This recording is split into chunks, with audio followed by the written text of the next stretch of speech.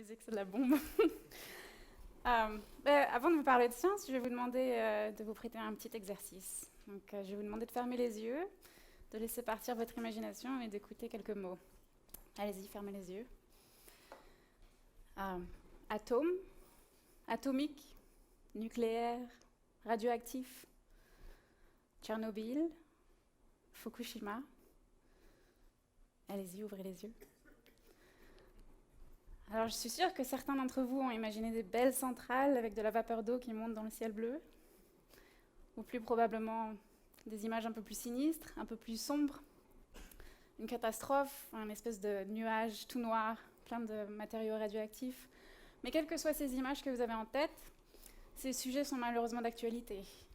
Il y a à peine 2 mois, nous avons marqué les 30 ans de la catastrophe de Tchernobyl, et en l'espace de quelques semaines, les 5 ans de Fukushima. Peut-être que certains d'entre vous se rappellent, d'autres n'étaient pas encore là. Moi, j'avais 6 ans lors de la catastrophe de Tchernobyl. Je me souviens vaguement d'avoir entendu à la radio quelque chose sur un accident, mais c'était très très loin. Et les secrets étaient bien gardés dans l'ex-Union soviétique. Par contre, si on accélère le temps un peu, en 2011, personne n'a pu échapper à ces images. On a été inondé de photos en quelques heures sur tous les réseaux, sur tous les écrans. Et donc celle-là, c'est celle qui passe le contrôle parental. La jolie photo d'une explosion dans un réacteur nucléaire.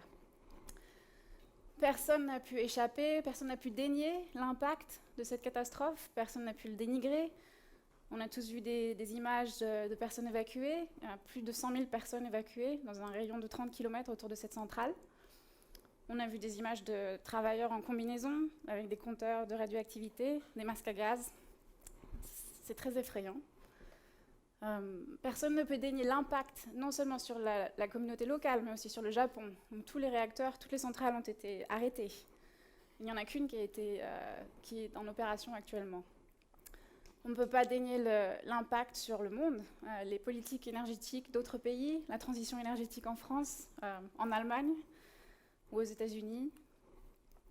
Et pourquoi est-ce que je vous raconte tout ça ? Parce que malgré le fait que cet impact ait été si fort, malgré la peur, la panique, après 5 ans, la plupart des sites, une grande partie de la zone contaminée a été nettoyée. La plupart des personnes évacuées ont été autorisées à revenir chez elles, même si elles ne sont pas encore revenues. Des équipes de recherche internationales comme la mienne peuvent se rendre sur le site quotidiennement. Ici, on est à peu près 50 mètres des réacteurs. Il y a 6 000 personnes qui travaillent sur le site 24 heures sur 24 pour tout nettoyer, pour s'assurer que c'est sécurisé. Donc il y a beaucoup d'efforts pour pouvoir aller au-delà de cette catastrophe.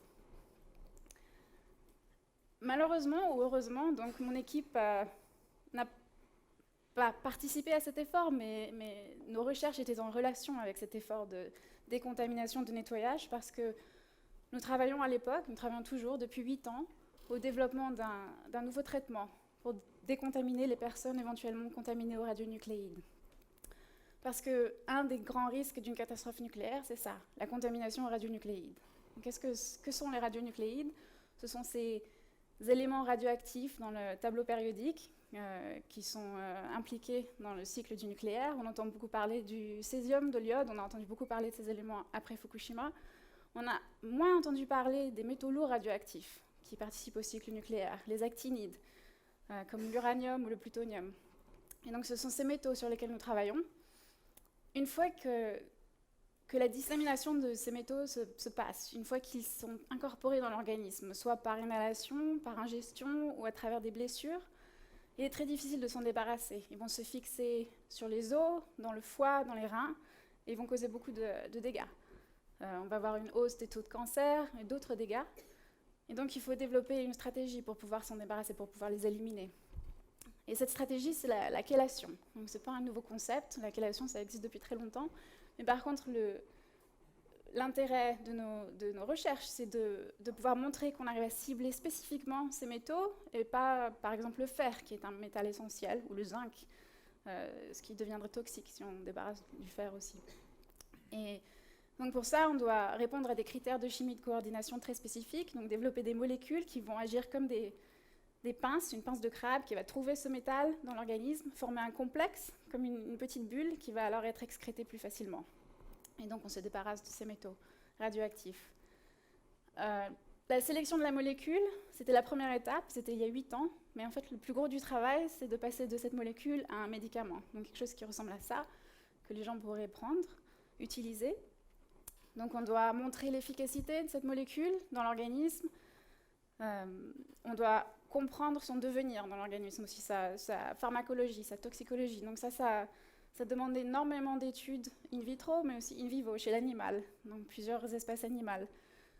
Et une fois qu'on a compris ça, donc on a, après à peu près 6 ans, 15 millions de dollars, une énorme équipe. Nous avons la chance d'être considérés par la Food and Drug Administration aux États-Unis, donc c'est l'équivalent de l'agence du médicament, qui nous autorise maintenant à procéder à des essais cliniques. Donc rassurez-vous, les essais cliniques, ça ne veut pas dire qu'on va contaminer les gens en plutonium, juste pour essayer notre médicament, juste pour voir si ça marche. Les essais cliniques, ce sont des essais de sécurité, des essais de phase 1, où on va regarder le devenir, la pharmacologie de cette molécule chez des êtres humains sains. Et une fois qu'on a compris ce métabolisme, on peut le comparer à nos données dans les espèces animales, et on peut alors déterminer comment administrer ce médicament à des humains. Donc à quelle dose, combien de fois par jour, pendant combien de temps. Donc c'est un succès, puisqu'on est sur la voie d'aboutir à un vrai traitement pour décontaminer les personnes contaminées au plutonium. Mais ce n'est qu'une infime partie, une infime pièce du puzzle, de la réponse à cette catastrophe. Pourquoi ? Parce qu'il faut pouvoir le distribuer, par exemple. Ici, je vous montre une gélule.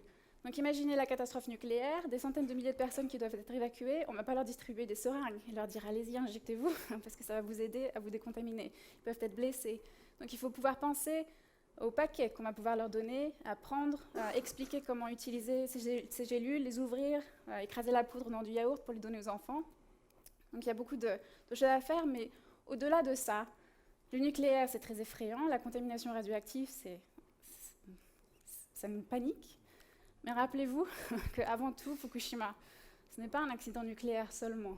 C'est un des plus grands tremblements de terre au Japon, un des plus grands tsunamis. Donc voilà l'infrastructure après cet accident. Et cette photo a été prise il y a un peu plus d'1 an, donc 4 ans après l'accident, dans la zone contaminée.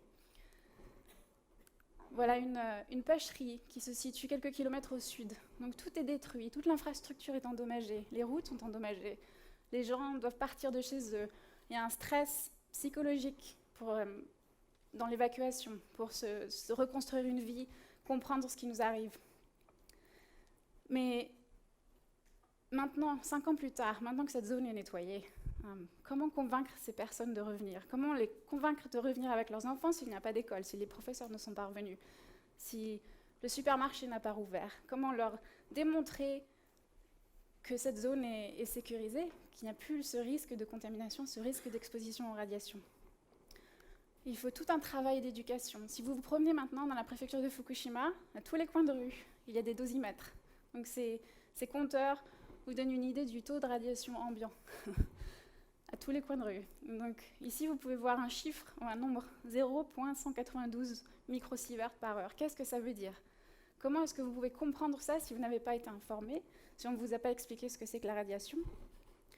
Si on ne vous a pas expliqué ce qu'est le taux naturel de radiation, ce qui provient du sol, des rayons cosmiques, si vous mettez cette même machine à Denver, dans l'État du Colorado aux États-Unis, qui est en altitude et qui a un taux de particules radioactives dans le sol, dans la terre, beaucoup plus élevé, ce chiffre va être 10 fois plus élevé. Et il n'y a pas eu d'accident nucléaire à Denver. Et pourtant, c'est le taux de radiation ambiant. Donc comment expliquer ça aux mamans qui vont retourner avec leurs enfants ? Que ce chiffre, il faut qu'elles s'y habituent, qu'elles comprennent que c'est toujours là, que si par exemple ça monte, ça veut dire qu'il y a un problème. Mais si on est à ce niveau-là, il n'y a aucun problème. Donc ça fait partie de l'information, de l'éducation. Parce que, soyons réalistes, ce concept de pouvoir répondre à une catastrophe, ce concept d'être résilient, de fonder une communauté qui peut rebondir après le traumatisme, il ne va pas partir. Je vous introduis le concept de résilience ici. C'est C'est un concept qui est emprunté à la physique. On parle de résilience des métaux pour des métaux qui ont été déformés et qui sont capables de reprendre leur structure originale. Dans le contexte de la communauté, une communauté résiliente, c'est une communauté qui est capable de rebondir après le traumatisme, qui est capable de retrouver un fonctionnement normal. Donc, il y a une catastrophe, on peut y répondre, on peut informer les personnes, on peut nettoyer, mais ça, c'est la carte des centrales nucléaires dans le monde, superposée avec une carte sismique. Donc, on a encore pas mal de centrales nucléaires dans des zones sismiques. Ça ne veut pas dire qu'il y a un très grand risque, mais ça veut aussi dire qu'il n'y a pas de risque zéro. Que la possibilité d'un accident dans le futur, elle est là. Et donc, il faut pouvoir apprendre de ce qui s'est passé et le transformer en quelque chose, des matériaux, des outils que l'on peut donner aux communautés pour qu'elles puissent répondre plus facilement, plus rapidement, plus précisément dans le futur. Certains d'entre vous vont dire « Mais pourquoi on ne démantèle pas ces centrales nucléaires? On n'en a pas vraiment besoin. » Moi, j'ai grandi en France. Après Tchernobyl, une élève studieuse, j'ai appris que les 3/4 de l'électricité en France était produite grâce au nucléaire, que la France était l'un des pays les plus avancés dans le nucléaire. Le Japon aussi, donc une grande majorité de l'électricité au Japon était produite avec le nucléaire. Si on démantèle ces centrales, d'accord, il n'y aura plus de risque radioactif, mais est-ce qu'on est prêt à sacrifier autre chose? Est-ce qu'on est prêt à sacrifier notre demande en énergie?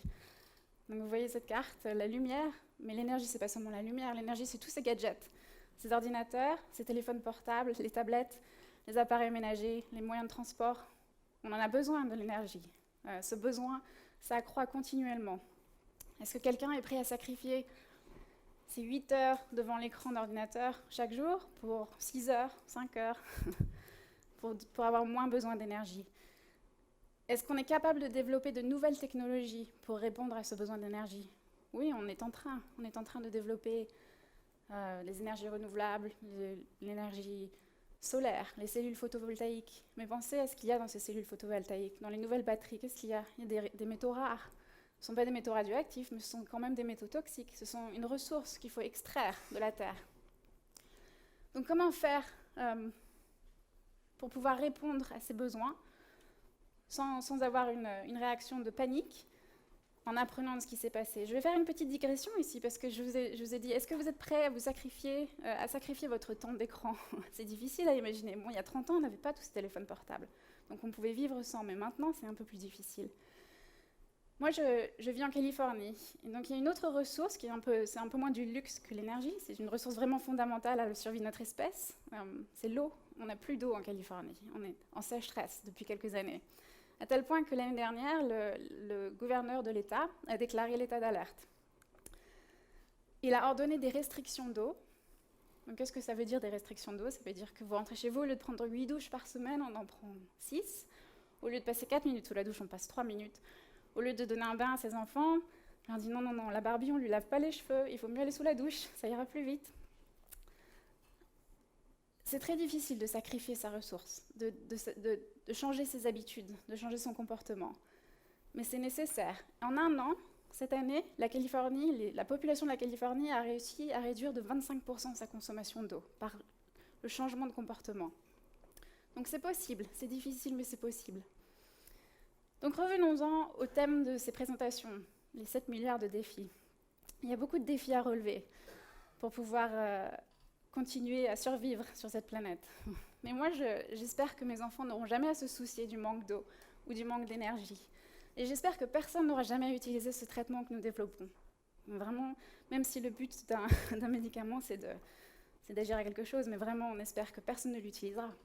Mais par contre, ce que j'espère, c'est que tout le monde va prendre conscience de cet effort qui est nécessaire.